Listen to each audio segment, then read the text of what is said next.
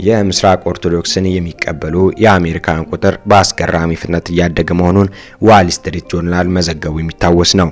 ዘገባው ጥንታዊቷ እምነት በአዳዲስ ቦታዎች ሳይቀር እየተፈለገች መሆኑን የተነተነው የሚሼል ጃይመንዝን ታሪክ እንደመነሻ የወሰደው ዘገባው እንደ አውሮፓውያኑ የዘመን አቆጣጠር በሜክሲኮ ባህረ ሰላጤ የአንድ የዘይት ታንከር አጓጓዥ መርከብ ላይ ዋና ቀዛፊ ወይም ሊቀ ሐመር ሆና እየሰራች በነበረችበት ወቅት ከቀዛፊዎች ቡድን መካከል በአንድ አባል የመጽሐፍ ቅዱስ ጥናት ቡድን እንደተቋቋመ ትሰማለች።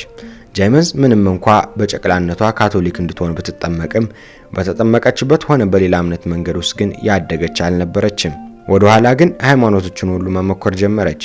መጤ ሃይማኖቶችን በአመዛኙ ጨምሮ እስከ የዜን ቡድሂስት ተመስጦ ብትይዝም መንፈሳዊ ረፍት የምታገኝበት ቤት ግን ልታገኝ አልቻለችም ነበር። ይህ ረፍት የነሳት የክርስትና እምነት ፍለጋዋ በድንገት ወደ ምስራቅ ኦርቶዶክስ ሃይማኖታዊ ስርዓት እንድትሳተፍ መራት። እግዚአብሔር በመካከላችን እንደሚኖር በዛም ምንም ቢፈጠር ሁሉም ሰላም እንደሆነ ተሰማኝ ስትል የ36 ዓመቷ ጃይመንዝ በኦርቶዶክስ ሃይማኖት የመጀመሪያ ጊዜ የአምልኮ ተግባሯ ላይ የገጠማትን ታስታውሳለች።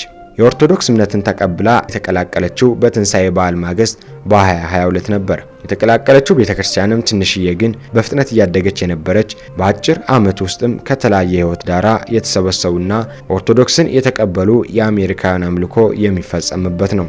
ዘገባው የምስራቅ ኦርቶዶክስን ከሁለት ዋና ዋና የክርስትና እምነቶች መካከል አንዱ ነው ይልና በ11ኛው መቶ ክፍለ ዘመን የሮም ካቶሊክ ቤተክርስቲያን ፓፓ ስልጣን ላይ በተፈጠረ አለመግባባት ለሁለት ሲሰነጠቅ የተከሰተ ነው ይላል። ይህም ምስራቅ አውሮፓ፣ ሩሲያና ከሜዲትራኒያን በስተ ምስራቅ ያሉ አካባቢዎችን በማካተት ሊቀ ጳጳስ ኮንስታንቲፖልን ሃይማኖታዊ አባትና መሪ አድርጎ ወሰደ ነበር። አብዛኞቹ በአሜሪካ የሚገኙ የምስራቅ ኦርቶዶክስ አማኞች በስደት ከቤተክርስቲያኒቱ ታሪካዊ ቦታዎች የመጡ ወይም በዝራረግ ተያያዥ በሆኑ ሰዎች ቁጥር የተሞላ ነበር። ይሁን እንጂ ከቅርብ ዓመታት ወዲህ ከኢንተርኔት በሚያገኟቸው መረጃዎች በመታገዝ በታሪክ የምስራቅ ኦርቶዶክስ ባልደረሰችበት ቦታዎች ሳይቀር ብዙ ሰዎች እየተሳቡና እምነቱን እየተቀበሉ ይገኛሉ።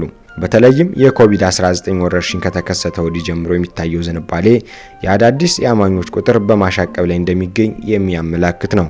በአገሪቱ ላይ ያሉ የአንዳንድ የአጥቢያ አስተዳዳሪዎች ይህን ሲናገሩ ሃይማኖታቸውን እየቀየሩ ወደ ኦርቶዶክስ የሚመጡት ቁጥር በአመት በ15 በመቶ በላይ እየጨመረ መሆኑን ገልጸዋል። በአንጻሩ በሌሎች ቤተ እምነቶች ግን የአማኞች ቁጥር እየቀነሰ መሆኑን የተነገረው የኦርቶዶክስ ክርስትና አብያተ ክርስቲያናት የህዝባዊ ቆጠራ አስተዳደር የሆነው አሌክስ ክሪንዳጅ የምስራቅ ኦርቶዶክሳውያን ቁጥር በአሜሪካ በ2020 675,000 አካባቢ ነበር። ይህም ቁጥር ከ10 ዓመት በፊት ከነበረው 816,000 አማኞች ቁጥር አንጻር ቅናሽ የተመዘገበበት ነበር። አብዛኞቹ ቤተ እምነቶች በአሜሪካ የአማኞች ቁጥር መመናመን የገጠማቸው ከኮቪድ-19 ወረርሽኝ መከሰት በኋላ ነበር። በአንጻሩ ይላል ክሪንዳጅ ከ2020 ጀምሮ 13 በመቶ ያህሉ የኦርቶዶክሳውያን አጥቢያዎች ግን የአዳዲስ አማኞች ጭማሪ በአስገራሚ ፍጥነት ማስመዝገብ ችለዋል። ይህም እድገት በትክክልም የአማኞች ቆጠራ በማድረግ ሳይሆን በሌሎች አመልካቾች የተጠና ነው ሲሉም ተናግረዋል። እነዚህም ከቤተ ክርስቲያን ስርዓት አምልኮ የሚሰበሰቡ የምዕመናን ቁጥር፣ የሚሰበሰበው ምጽዋትና መባ፣ የመንፈሳዊ ኮርስ ተሳታፊዎች ቁጥርና ከአምልኮ ስርዓት ውጪ በሌሎች የአጥቢያ ተግባራት ላይ ተሳትፎ የሚያደርጉ ምዕመናን ናቸው። በዋናነትም ሁሉም አጥቢያዎች የሚጋሩት እውነታ ግን ኦርቶዶክሳዊ አጥቢያዎች በሙሉ በበርካታ አዳዲስ አማኞች እየተሞሉ ነው።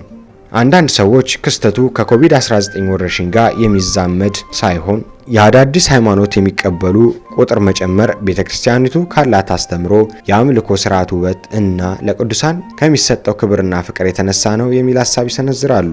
በብሉ ሲቲ ውስጥ በሚገኝ አጥቢያ መምህር የሆኑት አቡነ ስቲፈን ማቴዎስ የቆምንበት መሬት እየተለወጠ ያለንበት ዘመን ላይ ነው የምንገኘው። እንዲሁም ብዙ ሰዎች ምንም ነገሮች ቢለዋወጡ ጊዜ የማይሽረውን በመፈለግና በመያዝ ላይ ናቸው ብለዋል። ክሪንዳጅ እንደሚለው የቆየ ሃይማኖታቸውን በመተው በገፍ ወደ ኦርቶዶክስ ከሚመጡት መካከል አብዛኞቹ ያላገቡ ወጣት ወንዶች ናቸው።